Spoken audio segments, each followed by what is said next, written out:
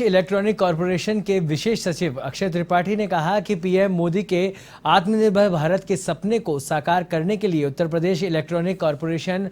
Manufacturing policy के तहत युवाओं को स्वरोजगार मुहैया कराने का प्रयास कर रहा है। बता दें कि योगी सरकार केंद्र की मोदी सरकार के आत्मनिर्भर भारत सपने को साकार करने के लिए ब्लूप्रिंट तैयार कर रही है। उसी क्रम में विशेष सचिव अक्षय त्रिपाठी ने बताया कि आने वाले समय में स्कूल कॉलेजों में सेमिनार लगाकर स्वरोजगार से प्रदेश के युवाओं को बेरोजगारी के दंश से राहत दिलाने का काम किया जा रहा है। इसके साथ ही मैन्युफैक्चरिंग पॉलिसी से आने वाले 5 सालों में उत्तर प्रदेश में 40 करोड़ का इन्वेस्टमेंट लाने का प्रयास किया जा रहा है।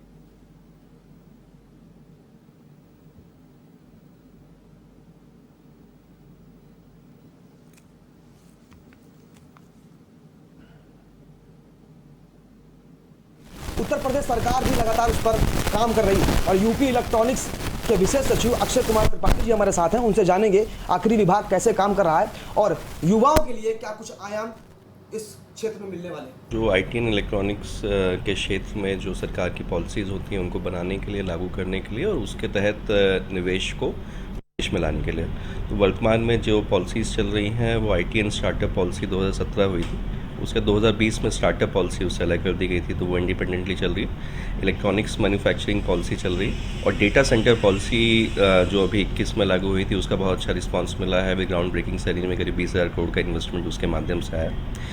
आईटी पॉलिसी जो हमारी 2017 की थी वो इस ईयर एक्सपायर हो रही है, तो अभी जो हम नए कार्य में लगे हुए हैं लेकिन नई आईटी पॉलिसी बनाने के लिए है।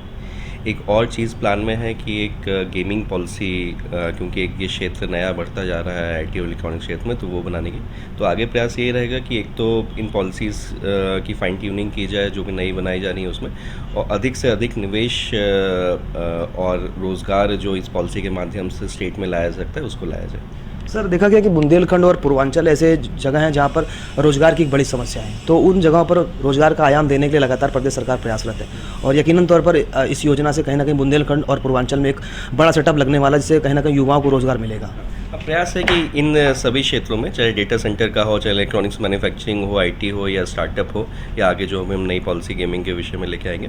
तो उसके संबंध में ऐसे क्षेत्र जो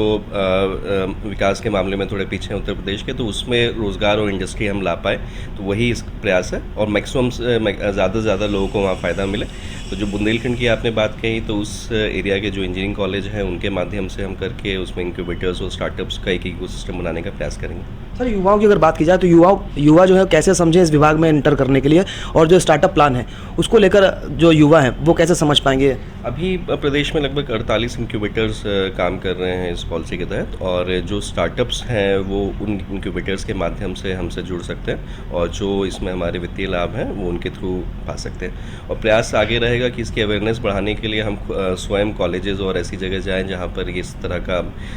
क्राउड होगा और उनको सरल भाषा में इस पॉलिसी के फ़ायदे बताने का प्रयास रखेंगे। तो ये कैंपेन अवेयरनेस का अगले 6 महीने तक चलाते रहेंगे। सर, अगर बात की जाए इन्वेस्टमेंट की, तो प्रदेश सरकार का ये प्रयास है कि 40 करोड़ के 5 सालों में 40 करोड़ का इन्वेस्टमेंट उत्तर प्रदेश में आए, तो उसको लेकर भी ये पॉलिसी लागू की गई थी। हाँ, तो मैंने ये बताया कि इस समय जो अभी हमने ज्वाइन करने का रिव्यू किया था, तो हम जो हमें टारगेट जिस पॉलिसी के तहत दिए गए थे उसको हम एक्सीड कर रहे हैं और इनफैक्ट प्रयास रहेगा कि पॉलिसी का जो पीरियड खत्म होगा तो जो हमें टारगेट पॉलिसी के स्टार्टिंग में दिया गया था उससे दुगना या तिगना इन्वेस्टमेंट हम इसमें लेके आ सकें। धन्यवाद हमसे बात करने के लिए। तो लगातार प्रदेश सरकार ये प्रयास कर रही है कि उत्तर प्रदेश में जो युवा बेरोजगार हैं उनको एक नया आयाम दिया जाए और बेरोजगारी का जो उत्तर प्रदेश में स्तर है उसे भी कम करते हुए एक आत्मनिर्भर भारत के प्रधानमंत्री सपने को पूरा किया जाए। कैमरा पर्सन सनोज के साथ मैं अंकित तिवारी, वन टीवी, लखनऊ।